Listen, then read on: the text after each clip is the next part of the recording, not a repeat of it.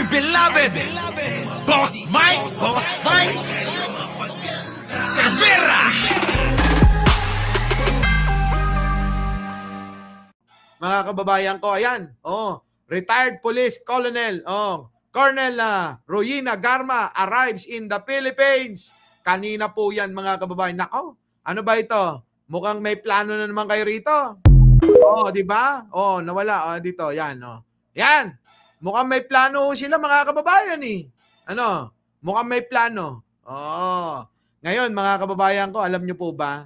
Mabalik ho tayo. Doon po sa nasasabi ko, mga kababayan, na yung mga pera nila nakatago lang ho sa loob ng bahay.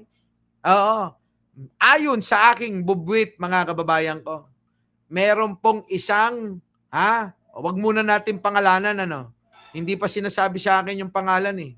Meron pong isang, nasa 3 ito, para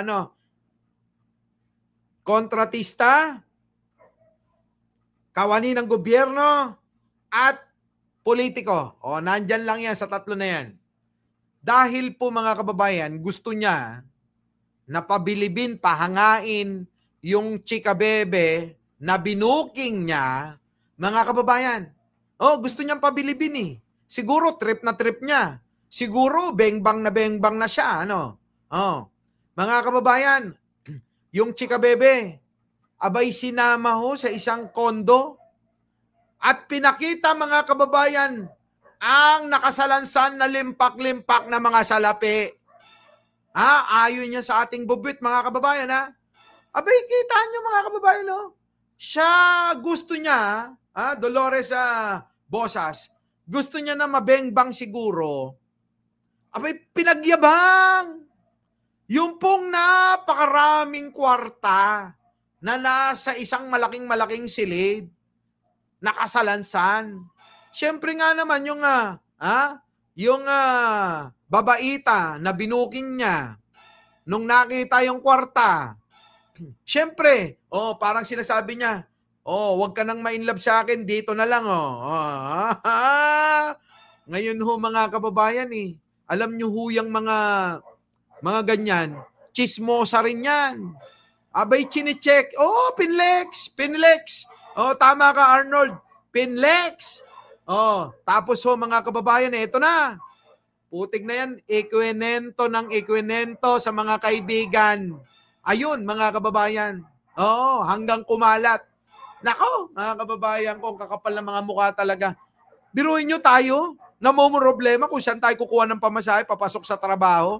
Sila, mga kababayan, yung mga pera naka-imbak lang. Di ba?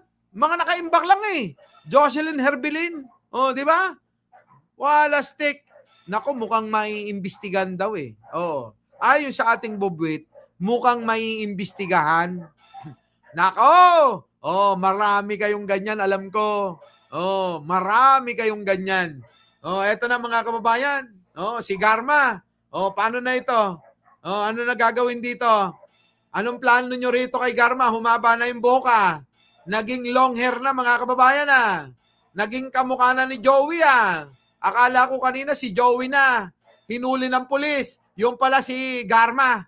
Di ba? Ay, grabe mga kababayan, si Garma dating chika baby daw di umano ni Digong. Ano po? Dating di umano'y chika bebe ni Digong. Mga kababayan. So anong plano rito? Ito ba ikukulong, pananagutin? O meron na namang plano rito? Gagawa na naman kayo ng moro-moro? Ayusin nyo. Putik na yan, Unahin ninyo muna yung mga baho ninyo. Magpapa-grandstanding na naman kayo. Hindi na kayo nahiya, mga okay ni Nayo amin, apo. Sige, mga kababayan. Paano? Ito si Kyoto. Talaga naman Kyoto, Kiga, Rashi. Kahawig nung parang hindi naliligo. Putik na yan, baka naman mag-like na kayo. Ito na, mga kababayan. Kita na lang tayo bukas. Ituloy natin to, Ituloy natin. Muli, mga kababayan, ako ang inyong lingkod na pagod maghapon. Nagbalikan mula Pangasinan, mula rito hanggang Pangasinan, hanggang dito.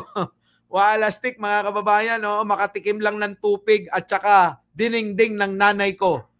Di po ba? At syempre, kailangan ibigay yung sustento.